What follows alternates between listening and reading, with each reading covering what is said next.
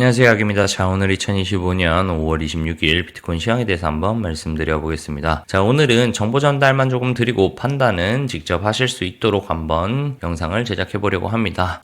판단은 여러분들께 맡긴다는 이유는 솔직히 말씀드려서 비트 기준으로는 현재 매매하는데 롱이 좀 더 낫습니다, 숏이 좀 더 낫습니다 라고 말씀드리기가 조금 어렵지 않나 라는 생각이 들어서 제가 생각하고 있는 요소들을 전달 드리고 판단은 직접 하시고 매매도 직접 하시기를 권하는 입장에서 이런 영상을 만들어 보려고 합니다. 자, 그럼 시작해 보도록 하겠습니다.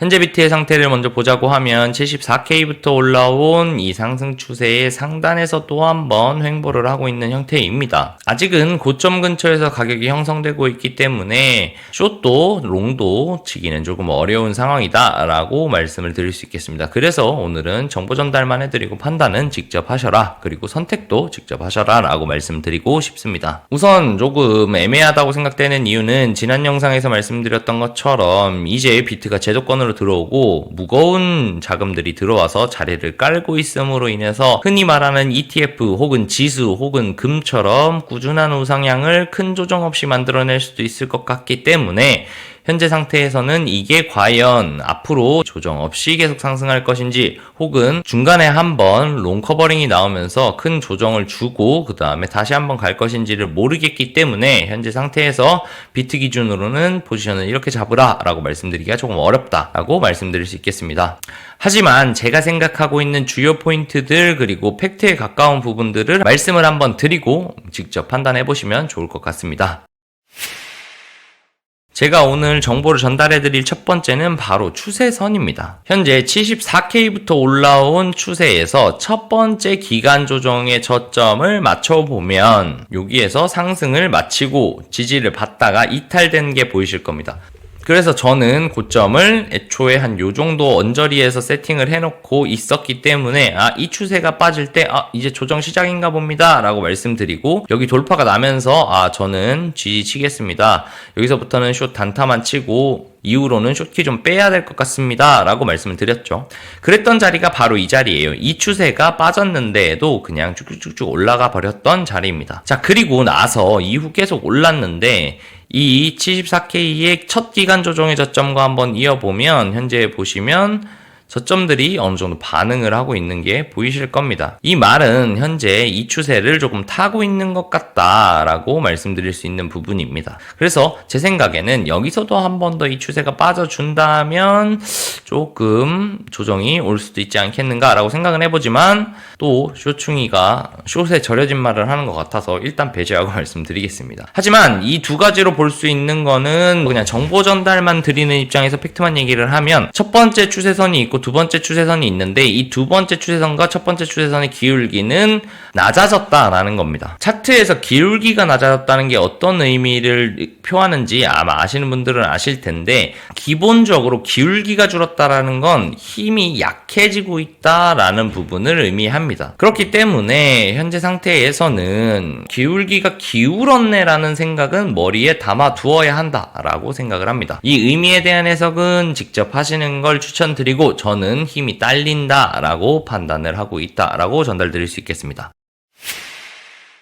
두 번째 말씀드릴 것은 응축과 발산에 대한 내용입니다. 첫 번째 바닥을 다지고 올라왔고 첫 응축 이후 발산을 만들어냈습니다. 첫 발산의 크기는 한 요 정도로 보고 있어요. 한 추세로서 만들어진 고점이기 때문입니다. 그리고 두 번째 응축을 가지고 제가 말했던 추세선을 깨는 듯 하더니 매물대를 지키고 한 번 더 기간 조정, 즉 응축을 만든 다음에 다시 한번 쏘아 올려서 첫 고점을 만들었습니다. 그리고 나서 다시 한번 응축을 했고 이후 다시 한 번 더 쏘아 올렸습니다. 발산, 응축, 발산, 응축, 발산, 응축을 진행하는데 지금 보시면 한 가지 느껴야 될 것은 응축의 후 발산을 하는 폭이 조금 저는 줄어들었다 생각이 듭니다. 자, 첫 번째 발산 폭은 이만큼, 두 번째 발산 폭은 이만큼, 세 번째 발산 폭은 9% 정도. 그래서 보면 응축 이후 발산이 된 퍼센트가 13% 정도, 13% 정도, 9% 정도. 물론 뭐 큰 차이는 아닐 수 있겠지만 결국은 조금 줄었다라고 볼 수 있다. 그 말은 응축 후 발산의 힘 자체가 조금 떨어진 게 아닌가라는 생각이 든다라는 부분이 현재 제가 보고 있는 상황입니다. 자, 그리고 두 번째로는 응축하고 발산한 다음에 고점 매물대를 만들어줬었는데 지금은 직전 매물대까지 밟으로 내려왔다라는 부분이 조금 봐야 될 포인트가 아닌가라고 생각을 합니다. 무슨 말이냐면 자, 첫 번째 응축 구간을 여기서 만들었어요. 그리고 나서 올려쳐서 위에서 갭을 띄운 다음에 응축을 했습니다. 그쵸? 두 번째로도 여기에서부터 발산을 하고 여기에서 갭을 띄워놓은 상태로 응축을 했어요. 이만큼의 갭이 생겼죠. 근데 현재는 여기에서부터 박스를 그려보면 응축 후 발산을 했는데 발산한 부분이 거의 다 배타냈죠. 그래서 현재에는 응축 후 발산한 부분 상단까지 와 있는 상태입니다. 즉 갭을 띄우지 못했어요. 이 역시도 저는 힘이 조금 딸리지 않는가라는 생각이 좀 듭니다. 하지만 직접 판단하시는 게 좋을 것 같습니다. 그래서 오늘은 결국은 이 두 가지 추세선과 응축 발산 이후 보여지는 잔존 힘에 대한 부분들을 한번 생각해 봐야 할 때가 아닌가라는 내용을 영상에서 좀 전달하고 싶었어요. 이 추세선이 깨지는지 한번 보는 게 아마 이번 주 포인트가 되지 않을까 싶고 그 부분이 굉장히 중요한 부분이지 않겠는가 라고 생각을 하고 있는 입장입니다. 하지만 그럼에도 불구하고 지금 또 힘있게 올라온 걸 보면 또 고점 갱신이 날 수도 있어요. 그렇기 때문에 이 부분을 본인이 직접 판단하셔서 매매하시는 게 좋겠다 정리해 드릴 수 있겠습니다.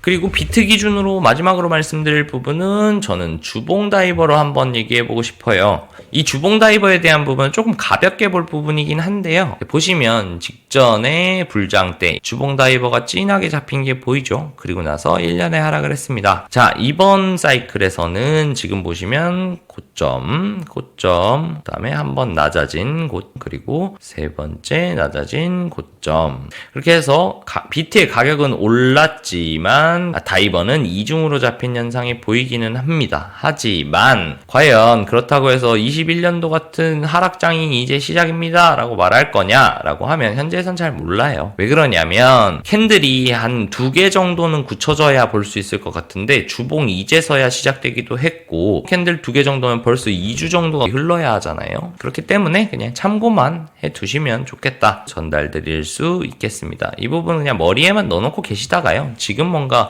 작용을 하거나 큰 부분이 반영될 것 같지는 않아요. 이 주봉이 큰 부분이기 때문에. 그래서 만약에 조금 크게 꺾인다 라고 하면 이거 여기서부터 상승 15K부터 상승한 추세 끝날 수도 있겠다 라는 부분만 머리에 좀 담아두고 계시면 나중에 도움이 되지 않을까 라고 생각을 하는 포인트라서 한번 말씀드려봤습니다.